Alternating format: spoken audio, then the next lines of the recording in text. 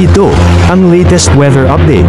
Alamin ang pinakasariwang ulat panahon ngayon dito sa Information TV Educational Channel. 5. Patuloy pong nakakaapekto yung northeast monsoon sa malaking bahagi po ng northern Luzon. At ito po ay magdadala ng maulap na kalangitan na may kasama po ng mga pag-ambon at pag-ulan. Sa baba po ng hanging amihan ay yung shear line. At ito po ay magdadala naman ng mga maulap na kalangitan na may kasamang mga pag-ulan at thunderstorms or pagkidlat at pagkulog. Kasama po dyan yung Aurora at ang Quezon.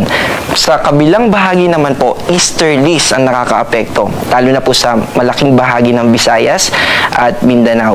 Sa western part naman po, simulan po natin sa Palawan, meron po tayong nakikitang cloud clusters at ito po ay magdadala ng maulap na kalangitan at may mga kasama po na thunderstorms.